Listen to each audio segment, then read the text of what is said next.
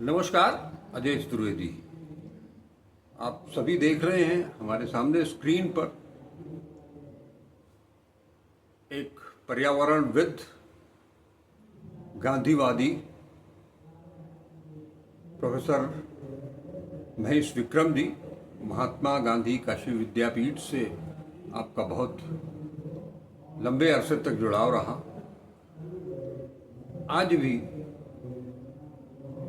विश्वविद्यालय में भले न हो, लेकिन समाज के लिए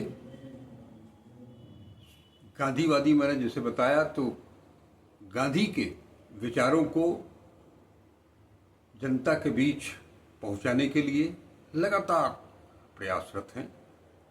आज हम प्रोफेसर साहब से चर्चा करेंगे और कुछ नहीं, एक कार्यकर्ता, पर्यावरण कार्यकर्ता, एनवायरमेंटल एक्टिविस्ट, रिसर्चर, एजुकेशनिस्ट, जिसे कि आज उनके ऊपर ऐसा आरोप लगाया गया है कि उनसे देश को खतरा है। एनएसए के तहत उनको गिरफ्तार किया गया है। बात आज हम सोनल वांगचुक पर ही करेंगे और उसके सहित लेह लद्दाख की स्थिति, जिसके लिए वो लगातार लड़ रहे थे, उस पर हम सर के कुछ विचार जानना चाहेंगे। सर, आपका बहुत बहुत स्वागत है। हम जैसा मैंने इंट्रोडक्शन दिया, आप समझ गए होंगे, सोनल वांगचुक की गिरफ्तारी और उसके चारों तरफ जो वातावरण बना है, उस पर हम आपसे कुछ जानना चाहेंगे। जय जी, धन्यवाद। आपने ज़रूरत समझी कि इस विषय पर हम लोग बात करें। और मैं क्या, इस शहर में भी और पूरे देश में ऐसे तमाम लोग हैं जो इस तरह की जो भी जो घटनाक्रम हुआ है इस बीच में पिछले एक हफ्ते से, और उसकी जो भी लंबी पृष्ठभूमि रही है, तो इसको हम लोग अपने देश के लिए एक दुर्घटना जैसा ही मानते हैं। ये दुर्घटना, और बहुत ही गंभीर दुर्घटना, इस दृष्टि से कि हम समझते हैं, जो हम लोगों का विचार रहा है कि किसी व्यक्ति का जाना या आना या सामने से हट जाना उतना महत्वपूर्ण नहीं होता है, जितना कि उन बातों को जिनके लेकर के वो संघर्ष करता होता है या जिनकी बातें वो करता होता है, उसको मलाइन करना या उसको दूषित करके बताना या कहना, ये सबसे बड़ा अपराध है। जो मैं समझता हूँ, जो हमारे जैसे लोग समझते हैं, ये ज़्यादा बड़ा अपराध है किसी को उसके मूल जो चरित्र है, उसकी जो दिशा है, जो उसका कंसर्न है या उसका जो भी चिंताएं हैं, और वो चिंताएं कुछ की अपने लिए नहीं, जो देश के लिए है, समाज के लिए है, पर्यावरण के लिए है, उन चिंताओं को नकारना या और उनके प्रति एक धोखा पैदा करना, तो वो हम सब लोगों के लिए हम एक दुर्घटना जैसा है।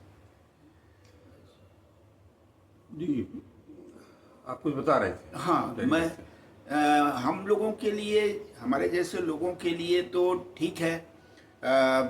हम लोग हर चीज़ों, हर ऐसे मुद्दों को ही लेके चिंतित रहे हैं। किसी ज़माने में जब टिहरी बांध का सवाल आया और सुंदरलाल बहुगुणा और इन लोगों ने चिपको आंदोलन और सारी जो घटनाएं हुई, हम लोग हमेशा से उसके लिए सचिंत रहे हैं। और हम क्या, जो हम लोगों के जो बड़े आदर्श रहे हैं, चाहे विनोबा जी रहे हों, गांधी जी तो थे ही, तो वो ये सारी चिंताएं इस बात से जुड़ी हैं कि मानवता अपने किसी स्वार्थ के लिए या अपनी किसी ज़रूरत के लिए, हम यूँ कहें कि ज़रूरत भी समझी जाए, तो हम पर्यावरण को कहाँ तक क्षति पहुँचा के उसका भरपाई कर सकते हैं या उसको कहाँ तक उससे अपना समाधान कर सकते हैं। समस्या वहाँ चली जाती है। तो समाधान के लिए हमको निश्चित रूप से यह सोचना पड़ेगा कि हम कम से कम क्षति पहुंचा के, कम से कम या तो बिल्कुल क्षति न पहुंचा के ही अपने उपयोग के लिए ज़रूरी चीज़ों के लिए व्यवस्था कर सके। होना तो ये भी चाहिए, ये आदर्श स्थिति होती है। लेकिन फिर भी सरकारें कुछ त्वरित कार्रवाइयों करती हैं, कुछ जल्दी कुछ पा लेना चाहती हैं, या वो उनके सलाहकार या विशेषज्ञ लोग दूसरे ढंग से भी सोचते हैं। तो यह तो विवाद या जिसको कहते हैं डिबेट हमेशा चलता रहता है। तो ये चलता भी रहेगा, हमेशा चलता रहेगा। लेकिन एक बात और भी हम अजय जी आपसे इस बात को इंगित करना चाहेंगे कि खास तौर से ये पर्यावरण वाला जो मसला है, ये बहुगुणा सुंदरलाल बहुगुणा जैसे लोगों ने बहुत पहले इस बात को शुरू कर दिया था, लेकिन आम लोगों के बीच में चर्चा का विषय ये मेरे अपनी समझ में पिछले 20 वर्षों से ज्यादा पुराना नहीं है। बिल्कुल आम लोगों के बीच में पहले लोग समझते भी नहीं थे कि पर्यावरण को लेके क्या बात है। भाई जंगल कटेगा तभी तो लकड़ी मिलेगी, और नदी को बांधा जाएगा तभी तो नहर खुलेगी। तो यह तो एक आम धारणा हमेशा से रही कि हम पहाड़ को काट लेंगे तो यहाँ से रास्ता बना लेंगे। तो ये तो एक आम, पर्यावरण को लेके इस बात को कभी जोड़ा ही नहीं गया।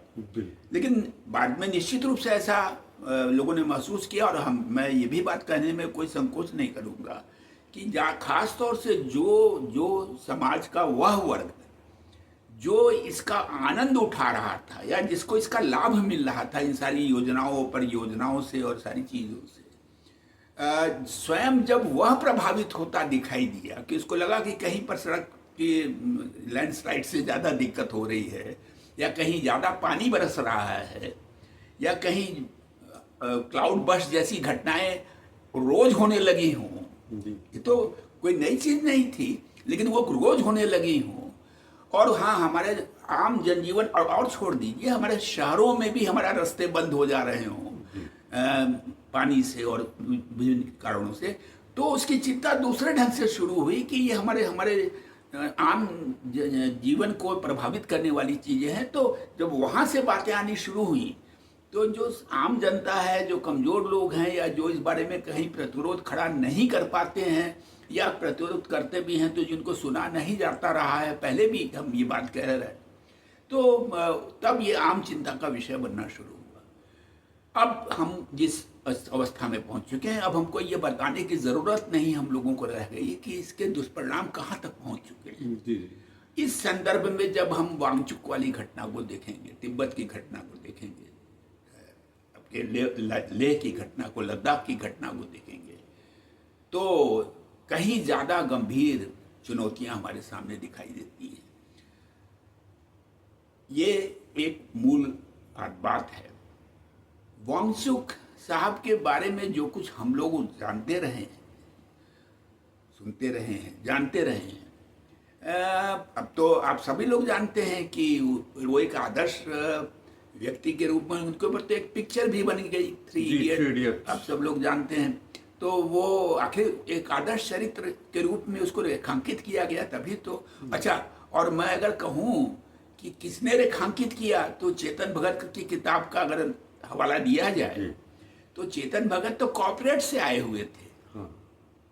वो तो कॉर्पोरेट से आए हुए व्यक्ति थे। हम जरा उस बात को भी रिलेट करना चाहेंगे, जोड़ना चाहेंगे कि उन्होंने खुद ये महसूस किया कि हमने कॉर्पोरेट में जो कुछ किया है, उससे जो कमाई की है, जो भी हमारा हमको लाभ हमको मिला है, लेकिन हमको लगता है कि हमारे अंदर की वो असली चीजें नहीं निकल पाई हैं जो समाज और लोगों से जुड़ी हो सकती हैं, आम जीवन से जुड़ी हो सकती है। और तभी उन्होंने इस तरह के पात्रों को पकड़ा, हम ऐसा मानते हैं, और उस पात्र को प्रस्तुति उसकी एक पिक्चर के माध्यम से हुई। तो वो सब लोग साधुवाद के पात्र हैं, मैं ऐसा मानता हूँ। बिल्कुल बिल्कुल कि उन्होंने ऐसे पात्रों को इंगित किया, अंडरलाइन किया। तो हम ज्यादा तो समाज इस रूप में भी जान रहा था, वांगचुक को अगर जोड़ रहा था।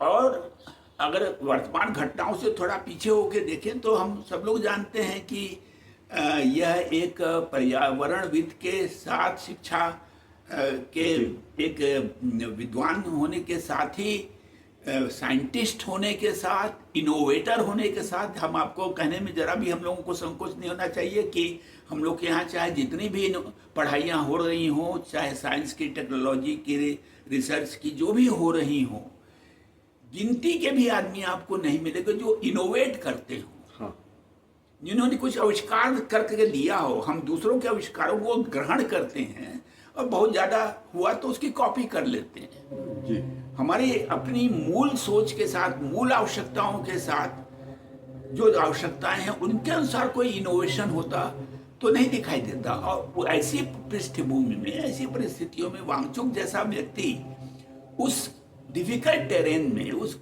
कठिन जगह पर, भौगोलिक स्थिति में जहाँ ऑक्सीजन भी कम हो जाता है, वहाँ पर वो कुछ इनोवेट करता हो, कुछ ऐसी चीजें करता हो, अब उसके जैसे व्यक्ति पर राष्ट्रद्रोह जैसी बात।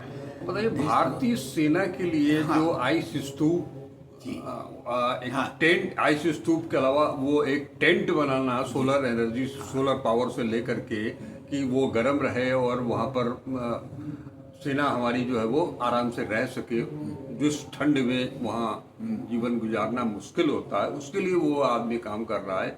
जो मैंने आइस स्तूप का नाम लिया कि वो सर्दियों के दिनों में उस बर्फ को इकट्ठा करना और गर्मी में किसानों के लिए, मैंने सेना के लिए वो आदमी सोच रहा है, किसानों के लिए वो आदमी सोच रहा है, देश के लिए। मैंने ये सारे जो उनके मॉडल्स हैं वो यही नहीं बल्कि वो निर्यात भी हो रहे हैं। वो आदमी अचानक से देशद्रोही हो जा रहा है। हाँ, ये और पृष्ठभूमि में देखें तो ये भी देखें कि वर्तमान व्यवस्था नहीं, वर्तमान इस्टेब्लिशमेंट नहीं, तो उनका बड़ा स्वागत किया हुआ था और वो उनके साथ अपना जुड़ाव महसूस करते रहे हैं। हाँ। और उनसे बड़ी अपेक्षाएं करते रहे हैं। वही तो आर्टिकल 370 जब हटाया गया तो उन्होंने प्रधानमंत्री जी को धन्यवाद दिया, क्योंकि वो उनकी बहुत, वहाँ के लोगों की बहुत पुरानी मांग थी, वो पूरी हुई कि हमें कुछ स्वायत्तता मिल जाएगी, हमारा कुछ अपने से ढंग से विकास हो जाता है, हम कहीं न कहीं जम्मू कश्मीर के सामने ओवर शेडोड हो जाते हैं, हम उनकी परछाई में आ जाते हैं, तो उससे बेहतर है कि हम थोड़ा एक स्वतंत्र अपना पहचान बना सकें, स्वतंत्र रूप से अपना विकास कर सकें, ऐसी उनकी इच्छा थी। तो और उस इच्छा के अनुरूप उन्होंने 370 के हटाए जाने का स्वागत भी किया। और लेकिन ये अचानक, लेकिन इसके बीच में अगर ये इसको हम अचानक माने, जो कि उनको 5 साल तक संघर्ष करते रहना पड़ा है और पूरी तरह से गांधीवादी तरीके से संघर्ष, इसमें कहीं कोई उंगली नहीं उठा सकता है, और अचानक कोई घटना होती है और उस घटना को आप एकदम इस शांतिप्रिय गांधीवादी व्यक्ति के साथ जोड़ देते हो, पर्यावरणविद के साथ जोड़ देते हो। जबकि उसको भी उन्होंने, जो घटना वहां हुई लेह में 24 तारीख को, उसको उन्होंने कंडेम किया और अपना उपवास छोड़ करके अपने गांव चले गए। वो तो सब लोग, ये लगभग उसी तरह की बात थी कि चौरी चौरा कांड के बाद गांधी जी ने कहा कि आंदोलन बंद। जी, एकदम सही बात आपने कही है कि भाई, और उस पर गांधी जी पर बहुत लोगों ने आरोप लगाया कि आपने उठे हुए आंदोलन को बैठा दिया। लेकिन गांधी जी को अपने उसमें निष्ठा थी, अहिंसा पर निष्ठा थी, अपने विचार पर निष्ठा थी, इसलिए उन्होंने हिम्मत की और जनता जो उनके पीछे चल रही थी, वो जनता का भी विरोध उन्होंने ग्रहण कर लिया। ये कोई बड़ी बात नहीं होती, ये बहुत बड़े लोग ही कर पाते हैं। बिल्कुल, उसके लिए बहुत बड़ा दिल चाहिए, बहुत बड़ा दिल चाहिए, बहुत बड़ा दिल चाहिए। और वांगचुक अगर ये कहने का साहस भी करता है, वो घटना तो उसके संज्ञान में हुई नहीं, उसके वो तो दूसरे गांव में पार्क में थे, वो वहां से दूर थे। अच्छा, दूसरी चीज यह भी ऐसा नहीं प्रतीत होता कहीं से भी कि वह घटना प्लान करके की गई हो जी। वह एक स्पॉन्टेनियस घटना थी। लोगों का गुस्सा, लोगों की रेजिस्टेंस जैसा दिखाई देता है, और उसमें पुलिस से झड़प हुई होगी और कहीं एक जगह फोकस हो गई ये बात, और उस पर वो जो शांति प्रिय लोग हैं वो रिएक्ट कर गए हों और कुछ इस तरह की घटनाएं घटी हों। लेकिन उसमें भी देखिए, ध्यान ये रखें कि पुलिस ने जो फायरिंग की है, जो बच्चे मरे हैं उसमें 3, वो सर पर और सीने पर गोली लगी। तो क्या हमारा संविधान ये व्यवस्था देता है, पुलिस के उसमें भी है, मैनुअल में भी आपको मिल जाएगा कि अपराधियों को मारना भी है, अगर कोई अपराध कर रहा है तो कमर से नीचे मारो। तो आपने तो सीधे उसके चेस्ट पर और उस पर, तो ये हालांकि इस संबंध में वहाँ अब ये आप जो बता रहे हैं अभी हाल ही में मैं देख रहा था कि वहाँ के जो पुलिस अधिकारी हैं बड़े, उनका ये कहना है कि अगर हम लोग आंसू गैस नहीं छोड़ते, फायरिंग नहीं करते, तो पूरा लेह जल गया होता। तो ये तो उनकी अपने वो है, उनकी अपनी सफाई हो सकती है, वो अपनी बात तो ऐसा ही कहेंगे। क्यों इतना ज्यादा एक खास जगह पर फोकस था, हिल काउंसिल पर फोकस था और उस पार्टी पर फोकस था जिस पार्टी से लगातार अनुनय हो रहा था जी। और उसका सुनवाई नहीं हो रही थी, क्यों वहीं फोकस था? ले जल गया होता, ये क्या बात है? कहाँ से बात ये प्रमाणित होती है? कोई बात कह देने से वो प्रमाणित नहीं हो जाती है। वो फोकस ही कहाँ था, गुस्सा ही कहाँ था? और वो गुस्सा भी स्पॉन्टेनियस था उस रूप में, इस रूप में वो दृश्य बने। और फिर वह व्यक्ति वांगचुक जो की है उसको उन्होंने तो ये भी बताया है, अब उनकी बातों को आप कोई न मानना चाहे, सरकार न मानना चाहे, प्रशासन न मानना चाहे, उन्होंने तो कहा कि उन्होंने तो किसी अपने मित्र को भेजा भी कि जाके जरा रोको, लेकिन कोई सुनने को तैयार नहीं था, लोग गुस्से में थे। और उसके बाद वो आदमी अनशन छोड़ के अपना गांव चला जाता है। उस पर भी आरोप लगाया जा रहा है कि इन्होंने तो उनको उसको हिंसा को रोकने की बजाय निकल गए गांव, मतलब उसको भी और उल्टे ढंग से प्रस्तुत किया जा रहा हो। तो यह तो देखिए, इसको सत्ता में व्यक्ति जब जिस अपने उद्देश्य से काम करता है, उस उद्देश्य के बीच में जो भी व्यवधान लगता है उसको तो मलाइन करना या उसको दोषारोपित करना, यह तो एक स्वाभाविक सी बात है। हम इसमें आश्चर्य हम लोगों को नहीं होता, ये तो बहुत स्वाभाविक सी बात है। वो ऐसा ही करेंगे जब हमको उसको दुश्मन के रूप में दिखाना है कि वो हमारा विरोधी है देश का, तो हमारा विरोधी से ज्यादा वो उसको देश का विरोधी। हाँ, आपने जो देश का विरोधी बताया की बात जो उठाई है, उनके ऊपर आरोप है कि वो पाकिस्तान में गए। पाकिस्तान में क्यों गए, किस ऑर्गेनाइजेशन के बुलावे पर गए और उसके पीछे कारण क्या था? वो भी क्लाइमेट चेंज के लिए इंटरनेशनल वो समिट थी, उसके अंदर वो जाकर के वो अपनी बात रख रहे हैं। अब वो ग्लेशियर जलवायु अगर परिवर्तन होगा तो वो केवल लेह में होगा या दिल्ली में होगा या लखनऊ में होगा, कराची में नहीं होगा, ढाका में नहीं होगा, कोलंबो में नहीं होगा, अमेरिका में नहीं होगा, सब जगह होगा। कम से कम जिस क्षेत्र के लिए वांगचुक सीधे रूप से चिंतित है, वो तो पूरा का पूरा हिंदुकुश से लेकर श्रृंखला हिमालय की पाकिस्तान से ही उधर से शुरू होकर इधर तक आती है। तो वहां पर वांगचुक का न जाना, और फिर यह तो कोई प्रश्न भी नहीं है, यह तो बचकानी बातें हैं। हमारे प्राइम मिनिस्टर तो अचानक उतर जाते हैं पाकिस्तान में, तो क्या उनको हम पाकिस्तानी कह देंगे?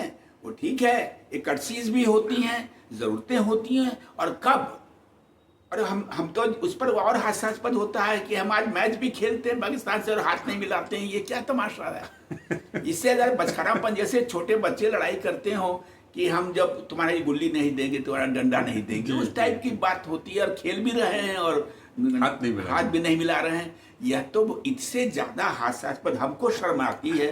और इसी को हाईलाइट किया जा रहा है कि हमारे खिलाड़ियों ने उनसे हाथ नहीं मिलाया। अरे तुम खेल रहे हो, बल्कि यह तो एक तरह की गंदगी कहलाएगी कि स्पोर्ट्स स्पिरिट वहां नहीं। हाँ, या तो नहीं खेलेंगे, हाँ सीधे खेलेंगे तो फिर स्पोर्ट्स स्पिरिट से खेलेंगे।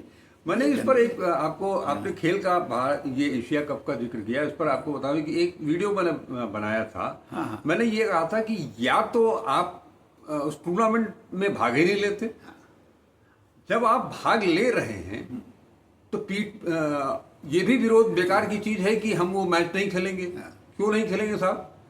पीठ दिखा करके हम भाग जाएंगे तो उससे जो है वो हमारा कद ऊपर हो जाएगा क्या? आज से 2 साल 3 साल पहले यही गृह मंत्री जी कहा करते थे इंडिया पाकिस्तान बायलैटरल सीरीज को लेकर के कि इसका निर्णय तो जो है वो आईसीसी को करना चाहिए। आज तो आईसीसी के चेयरमैन उनके सुपुत्र हैं। मैं इसमें एक चीज जोड़ूंगा कि रंग भेद, नस्ल भेद के नाम पर साउथ अफ्रीका को एक लंबे समय तक इंटरनेशनल क्रिकेट से, स्पोर्ट्स से बैन किया गया था। तो आप आतंकवाद के नाम पर पाकिस्तान को क्यों नहीं कर सकते? सारी ताकत तो आपके हाथ में है। नहीं, वो तो नहीं करेंगे क्योंकि उससे अच्छा पैसा आ जाता है। उस असली चीज ये है, इनको खेल से कोई लेना देना नहीं है। हिंदुस्तान पाकिस्तान के मैच से, और भी उससे जिसको कहते हैं कि आइस ऑन द टॉप जिसको कहते हैं, वो कि आप ट्रॉफी नहीं ले रहे हैं, वो आईसीसी का वाइस चेयरमैन या चेयरमैन है पाकिस्तान जी वाला, जो एशिया कप की सीरीज का जो ऑर्गेनाइजर हाँ। कमेटी का वो है, उसके हाथ से हम नहीं लेंगे, जिससे छूत हो गई। ये तो हास्यास्पद है ना, ये तो हास्यास्पद है। या भाई हम इस बात को खैर इसको हम लोग छोड़ दें, लेकिन हम एक बात जोड़ के छोड़ देते हैं, वो इतनी ही बात है कि जब हम लड़ाई भी लड़ते हैं किसी से, और जब कोई दूसरे का घायल सैनिक होता है, तो एथिक क्या कहता है, नैतिकता ये होती है कि उसको घायल सैनिक को एम्बुलेंस में आप पहुंचवा दीजिए गिरफ्तार करके, वो गिरफ्तार होगा, लेकिन उसका भी इलाज होगा। ये तो कर्टसीज वार लेवल पर भी मानी जाती हैं, लोग फॉलो करें न करें वो अलग चीज है। जी। दूसरी चीज एक चीज जैसे अचानक से जो कुछ हुआ उसको नेपाल से भी जोड़ा जा रहा है, बांग्लादेश से भी जोड़ा जा रहा है, श्रीलंका से भी जोड़ा जा रहा है, और राहुल गांधी के उस बयान से भी जोड़ा जा रहा है जो उन्होंने वोट चोरी का जो खुलासा करते हुए जनजी और यूथ और स्टूडेंट्स का आह्वान किया था। हमको नहीं लगता है कि ये जो स्वतः स्फूर्त आंदोलन वहाँ हुआ, उग्र आंदोलन हुआ, वो एक लंबे समय से 6वीं अनुसूची में शामिल करने की मांग कर रहे थे, राज्य का दर्जा की मांग कर रहे थे। इससे ज़्यादा तो कुछ नहीं मांग रहे थे वो आपसे। आप उनको लगातार क्रश करते जा रहे थे, उनसे बात भी नहीं कर रहे हो आप। देखिए, हमें तो ये है अजय जी, इस बारे में जरा अपनी तरफ से कम ही संदेह है, लेकिन अंदर की बहुत सी बातों को हम कैसे कह पाएंगे। लेकिन ये ज़रूर है कि वह सब तो बातें केवल भ्रम फैलाने के लिए ही हैं। जनजी की बात भी वो, अरे हम जनजी हो चाहे कोई भी होगा, जब कोई भी प्रताड़ित पीड़ित महसूस करेगा, कभी भी वो इरप्शन हो जाता है, गलत दिशा में हो जाता है। हम लोग गांधीवादी हैं, हम लोग अहिंसा मानते हैं, अहिंसा के ही रास्ते पर चलते हैं, लेकिन तब भी उकसाया जाता है और कई जगह जो कि है बड़ा संभालना पड़ता है और विड्रॉ भी करना पड़ता है। तो ऐसी स्थितियां होती हैं, और इतना रिमोट प्लेस, इतनी एकाकी जगह, और इस पर तो दुनिया का हर व्यक्ति कहेगा कि बहुत शांति प्रिय लोग, तो उनके अंदर अगर इस तरह का रिएक्शन आया तो भाई किसी भी सरकार को इतना तो मानना पड़ेगा कि ये तो नहीं कह सकते कि वहाँ गुंडे बसते हैं और वांगचुक उन गुंडों का नेता होगा। ये तो कहना मतलब पाप है, हम इसको पाप समझते हैं अगर कोई कहता भी है, सरकारी मशीनरी कहे या जो भी कहे। अजय जी, इसमें हमको एक चीज कुछ और लगती है। यह प्रश्न हो सकता है, ये बहुत, देखिए हम थोड़ा सा, क्योंकि मैं इतिहास का प्रोफेसर रहा, तो इसलिए बहुत सी चीज़ों को थोड़ा सा बिटवीन द लाइंस देखने की भी कोशिश होनी चाहिए, समझना चाहिए कि है पीछे राज क्या हो सकता है। हम अगर एक तरह से देखें तो सरकार को 6 शेड्यूल में इसको शामिल कर लेने में कोई दिक्कत हो सकती थी क्या? तो अगर इसका सीधा उत्तर पूछेंगे तो नहीं। खुद सरकार ने ये प्रस्ताव किया था, खुद सरकार ने ये वादा किया था। बिल्कुल। तो इस वादे से सरकार पीछे हट क्यों रही है पिछले 5 साल से? इस पर कभी गौर किया गया? क्यों पीछे हटी है? आखिर इतना ज्यादा सरकार ने इसको इतना इश्यू क्यों बना लिया है? क्योंकि बहुत सहज बात थी, भले ही हमारे प्राइम मिनिस्टर या सत्ता पक्ष इसका श्रेय अपने ऊपर ले लेता कि भाई हमने देखिए ऐसा किया है और जम्मू कश्मीर को अलग किया, इसको किया, तो हमने एक ज़्यादा मजबूत स्थिति बना ली है और हमारे प्रति लोगों की निष्ठा ज़्यादा बढ़ेगी, हमारे बॉर्डर्स ज़्यादा सुरक्षित होंगे। तो इसको अगर स्ट्रेटजिक पॉइंट ऑफ व्यू से देखें, इसको अगर आप राजनीतिक स्वार्थ की दृष्टि से भी देखें, तो मुझे नहीं लगता कोई कारण कि ऐसा क्यों नहीं किया गया। वांगचुक साहब और इन लोगों की तिब्बतियों की इतनी सहज मांग क्यों नहीं स्वीकार की गई, जिसका कि वादा ही किया गया था? इसके पीछे भी मिस्टर ए हैं कहीं से क्या? कुछ ऐसा लगता है। देखिए, मणिपुर का भी हम लोगों को किस्सा मालूम है, कुकीज और मैथिली, हाँ, जो है उसमें मैतेई और पहाड़ की जो खनिज संपदा है, जरा उस पर ध्यान जाता है। और आपके सारे जो हिमालयन रेंज हो, चाहे विंध्याचल रेंज हो, छत्तीसगढ़ का हो, ये सब तो रिच है, किसी अलग अलग चीज़ों के लिए रिच है। और आपको मालूम है कि एक बहुत बड़े आजकल की प्रेशियस चीज़ है, और ख़ास तौर से टैरिफ वार हो जाने के बाद से और भी वो प्रेशियस हो गई है, वो है रेयर अर्थ। जी। रेयर अर्थ, जिसको कि चाइना से इंपोर्ट करना पड़ता है। हमारे सारे चिप्स वगैरह सारे कुछ उस पर निर्भर करते हैं, सारा का सारा इंडस्ट्री उस पर बहुत सी निर्भर करता है, इलेक्ट्रॉनिक्स सारा कुछ उस पर निर्भर करता है। China is the major supplier. और उस सप्लाई का लाभ कौन लेता है, हमको उस तरफ भी जाना होगा।